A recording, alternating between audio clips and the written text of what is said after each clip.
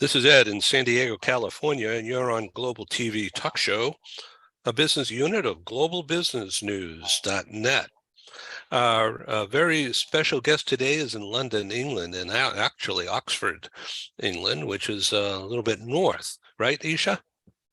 Yes, I'm based between London and Oxford, but yes, Oxford is quite far north of London. Yes, okay. So you are Isha Kural.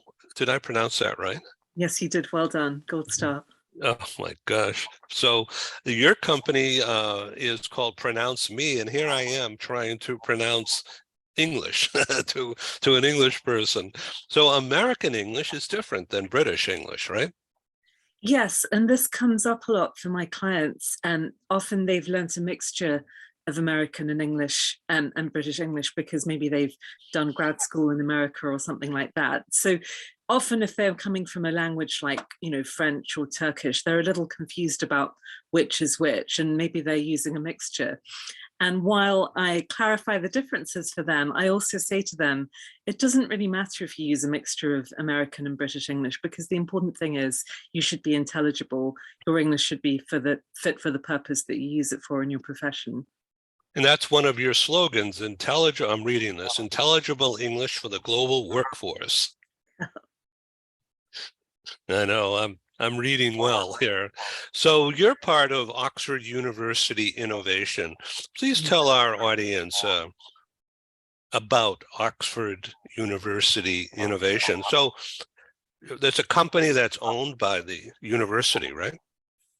Well, pronounceMe is part owned by Oxford University Innovation, and they exist as a kind of pan-university body to help people who've come through the university or are affiliated with it in some way to commercialize research that has, a use for the public good, training or products in medicine or that sort of thing. So I'm going to read this from your site. Oxford University Innovation Limited is a British technology transfer and consultancy company created to manage the research and development of university spin-offs. OUI, Oxford University Innovation, is a wholly owned subsidiary of the University of Oxford. So it used to be called something else, and then it changed the name, right? Yes, you're better off speaking to them about that, actually, because I don't know the whole history of Oxford University Innovation. Okay, so it sounds like it's a way to monetize the research and development.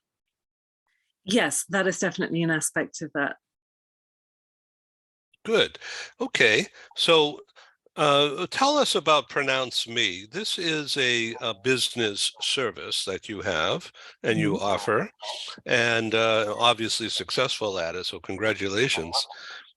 And I want you to tell our audience about pronounceMe and how you started that. Sure. Well, there's quite a quirky story behind the origins. It actually came from a temporary teaching job that I had in Italy. And I was teaching a lot of students in a secondary school. And no matter which class they were in, they were making the same mistakes when it. Oh, what kind of mistakes? Okay, just to give you an example, a word that you or I would pronounce as vegetable, they would pronounce as vegetable. Right. So they would. Where does the accent go? Yeah. Yeah, exactly.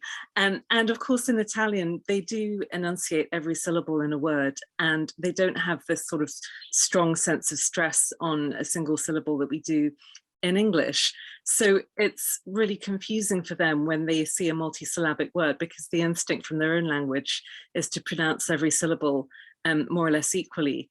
So I used to joke with them and say, there's no table in vegetable. But that's a table where you cut and you make. Yeah. Oh, that's fun. Okay, so now, so are you teaching currently as well as running a business? Yes, I'm working one-to-one with clients and also in group programs.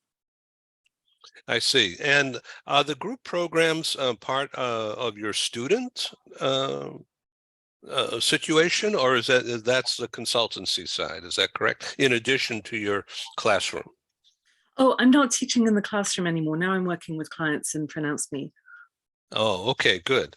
But you're still affiliated with Oxford University. Yes. Yeah, good, good. Okay, so so you're working with big companies, right? Multinationals, I assume. Yes, that's right. Mainly in finance, some in engineering. Any big companies that have an international team of executives that need to present in English to a global audience or to clients or to their global team. I see. Okay. And how long have you been doing this? 4 years now. I see. And so I said I was on your site earlier, so I see that you have it really well done and very easy to follow. And the whole concept is that people think they understand English. They watch YouTube or American cinema and how people talk and how they enunciate things. And yet when they get in front of a business situation as an internationalist, um, there's embarrassment or a feeling of being incompetent. And that is a worrisome thing for many people. Well, I think especially if you're at a high functioning level and you're expected to perform, in a demanding situation, some people in that level are not as confident in English as they could be just because they haven't had enough support with their spoken English skills. And if you think about the education system, I'm sure it's not that different in the US. There's a lot of emphasis on reading and writing. And when we learn another language, there's a lot of emphasis on developing competency in writing and reading. And speaking skills often get a bit of short shrift. And so even though people learn a lot from watching TV and films and so on, they may not have completely mastered the vocabulary they would use in their professional situation. Very often people say to me, I'm not really sure how some words are pronounced, and so I don't use them. And so that's inhibiting a person's articulacy and their potential to express themselves. Especially in a formal business environment rather than a more relaxed social. Yes.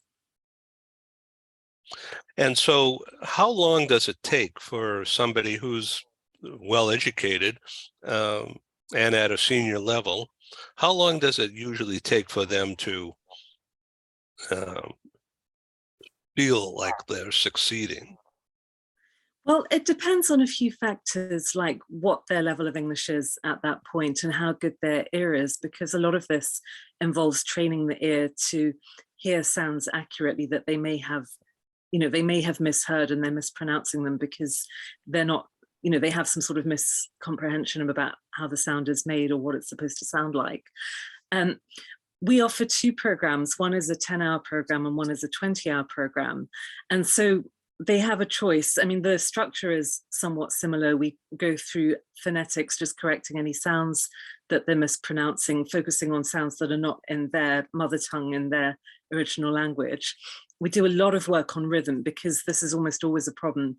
If you think back to the example I gave you about Italian saying vegetable, that happens with many languages because many languages are what we would call syllable timed, where you do enunciate every syllable. And the rhythm of English is different. And, we place a strong stress on one syllable in each word, and then we place a strong stress on important words in a sentence.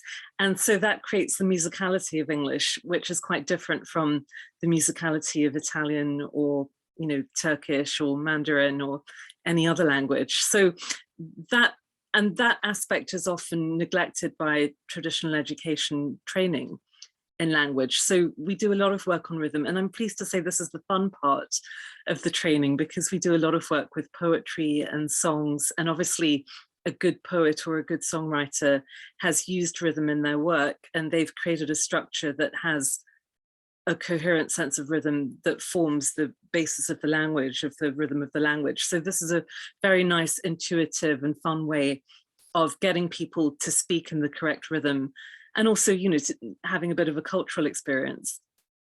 So the rhythm the tone and the emphasis on certain syllables is what we're talking about, much more than the meaningfulness. Like, for instance, and I'm just doing this impromptu with you, the phrase "carry on."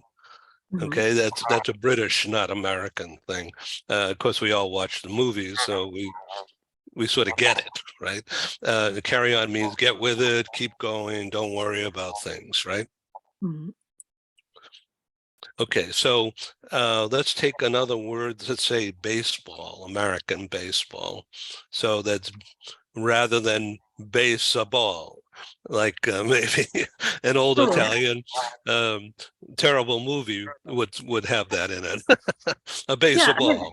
it's not to pick on the Italians, but you might hear baseball, and you've got to stop that habit of adding an extra syllable on the end of every word when it ends in a consonant. Yeah. Okay. Good. Okay. So give us an example from your teachings, from your classroom, from your consulting, and tell us, for instance, a funny story about how it turned out to be funny in a good-natured way. Oh gosh. Well, quite recently I was working with a Mandarin Chinese speaker, and in English we have the sound je in quite a lot of words like measure, leisure, pleasure, etc. And in phonetics it's represented by a certain symbol. So this student was very keen on studying phonetics, but for some reason she'd interpreted the symbol for the je sound as being the letter R. So every time it came up, she would dutifully substitute a letter R. And so she would say, let's see how we mirror the outcome of something.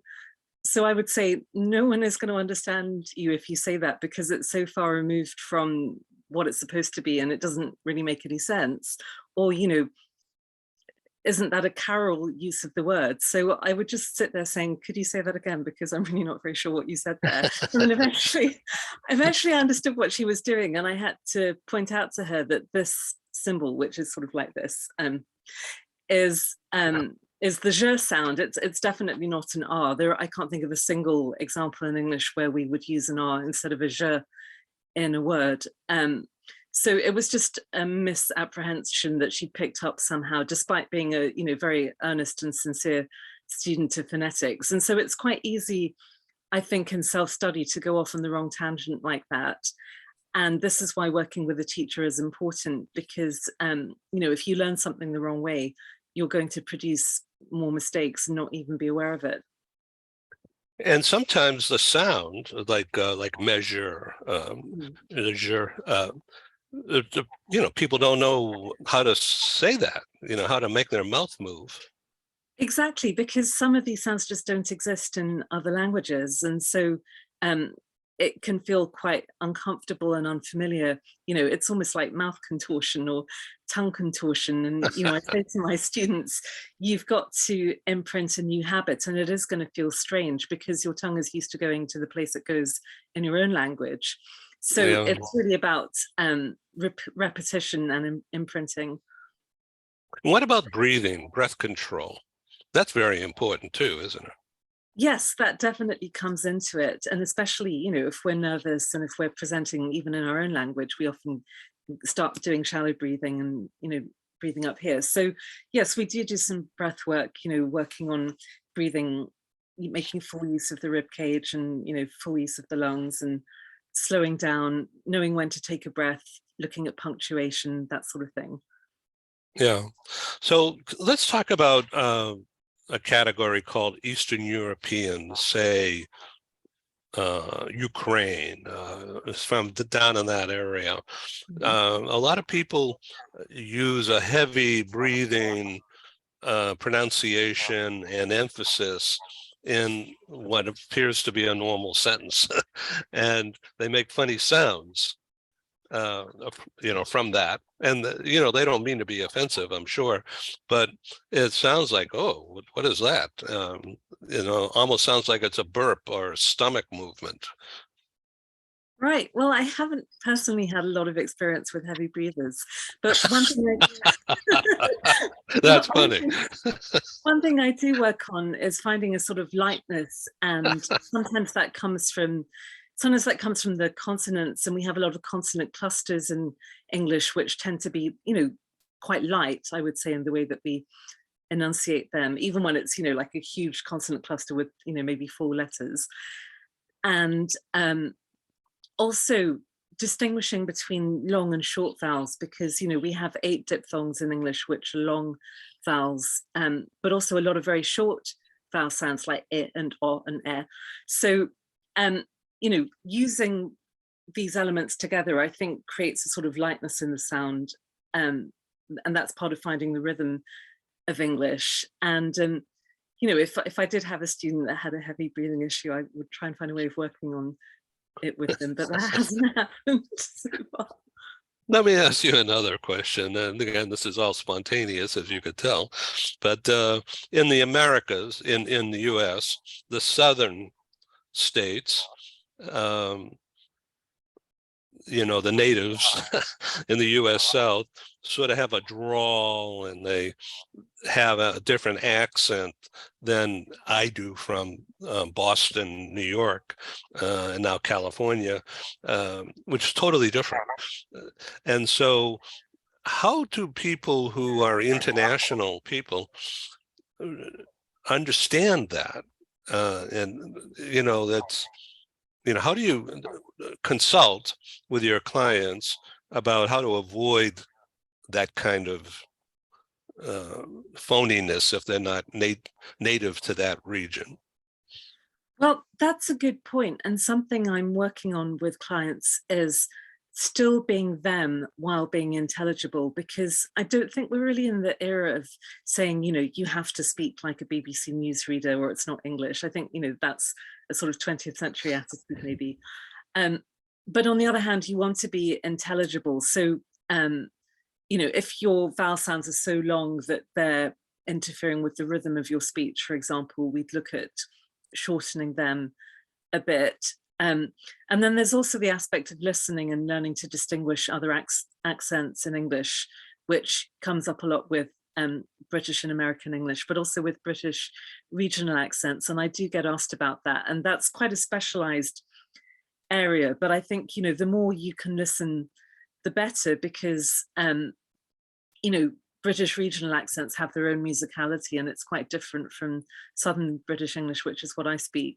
So, there is also definitely a listening aspect, and that obviously goes far beyond what we can do in the sessions. That's much more about getting out there or listening to the radio or TV, or, just acclimatizing to different variants.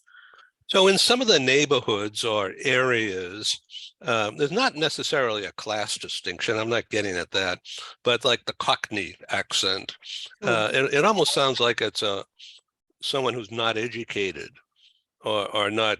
I don't want to use the word cultured, but I think I'm getting at that. How to round out or smooth out the rough edges of one's pronunciations.